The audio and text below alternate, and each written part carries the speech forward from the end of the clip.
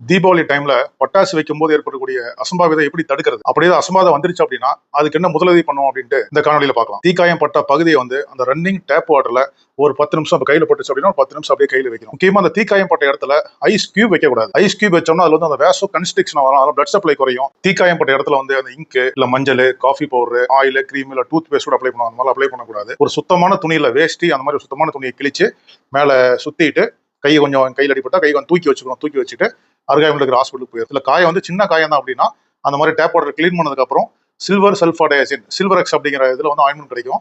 அந்த ஆயின்மெண்ட் மேல அப்ளை பண்ணிட்டு ஸ்டெரைல் காஸ் அப்படின்னு நல்லா மெடிக்கல் ஷாப்ல கிடைக்கும். ஸ்டெரைல் காஸ் சுத்தமான காசு. அந்த காசு வந்து மேல வச்சுட்டு மேல அந்த மைக்ரோ போறது மாதிரி பிளாஸ்டிக் மாதிரி யூஸ் பண்ணிக்கலாம். சம்டைம்ஸ் அந்த தீக்காய் ஆனதுக்கு அப்புறம் அங்க வந்து பிளிஸ்டர்ஸ்ங்கிறது அந்த நீர்க்கொப்பளம்னு சொல்லுவோம்.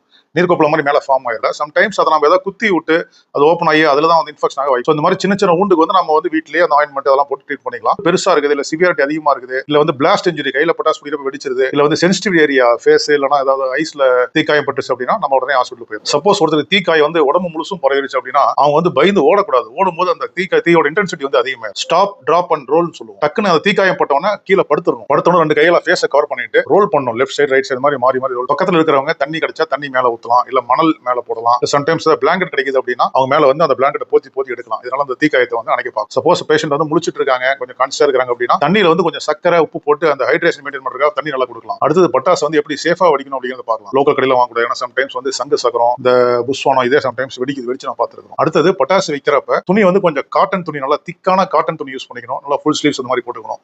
பாலிஸ்டர் சிந்தட்டிக் அதெல்லாம் யூஸ் பண்ணக்கூடாது. சீக்கிரமா அது வந்து தீக்காயம் வர வாய்ப்பு. அப்புறம் ஏஜுக்கு உண்டான பட்டாசு வெடிக்கணும். ஸோ ராக்கெட்லாம் வைக்கிறப்ப ப்ரிஃபரபிளி கிளாஸ் பாட்டில் வைக்கணும். அந்த கிளாஸ் பாட்டில் கிடைக்கலாம். அந்த பிளாஸ்டிக் பாட்டில் வந்து மண்ணு தண்ணி ரெண்டுமே ஊற்றி ஸோ அதில் வந்து சேஃபா வச்சு வைக்கலாம். ரொம்ப கிட்ட போய் நம்ம வைக்கக்கூடாது. வைக்கிறப்ப கொஞ்சம் தள்ளி நின்று முக்கியமா ஃபேஸ்ல ஐஸ்ல படாத மாதிரி வச்சுக்கணும். லைட்ரு மேட்ச் பாக்ஸ் எல்லாம் யூஸ் பண்ணக்கூடாது. ஊதுபத்தி அந்த மாதிரி யூஸ் பண்ணலாம். அந்த பெருசான ஸ்டிக் மாதிரி கிடைக்குது அதை நம்ம யூஸ் பண்ணிக்கலாம். அடுத்த முதலே சொன்ன மாதிரி கிராக்கர்ஸ் வச்சுட்டு கையை வந்து கண்ணில் ரப் பண்ணிடக்கூடாது. அல்லது இரிட்டேஷன் அந்த மாதிரிலாம் ஆகும். ஸ்லிப்பர் யூஸ் பண்ணிக்கணும். அதை மத்தாப்பு இது போடுறப்ப டக்குன்னு ஏதாவது காலில் இது போட்டக்கூடாது. ஸோ அது யூஸ்ல வந்து 2 பக்கெட்ல வாட்டர் வச்சுக்கணும். ஒரு பக்கெட்ல வந்து அந்த யூஸ் பண்ண மத்தாப்பெல்லாம் போடுறதுக்காக ஒன்று, இன்னொரு பக்கெட் வந்து ஏதாவது அசமா இருந்தால் டக்குன்னு தண்ணி ஊற்றுறதுக்காக இன்னொரு பக்கெட் வச்சுக்கணும். ஸோ நம்ம ஜாலியாக என்ஜாய் பண்ணிட்டு இருப்போம். அந்த டைம் வந்து பெட்ஸ் வீட்டில் வளர்த்துறவங்க வந்து ஸோ அது கொஞ்சம் பயந்துக்காம அதுக்கு அந்த நாய்ஸ் பொல்யூஷன் அவாய்ட் பண்ற மாதிரி வந்து இண்டோர்ல சேஃபா வச்சுக்கணும். பலகாரம் செஞ்சு எண்ணெயில் இது குழந்தைங்க கை வைக்காம பாத்துங்க. அடுத்து அதிக ஸ்வீட் சாப்பிட்டு அப்புறம் உடம்பு குறைய கஷ்டப்படணும்.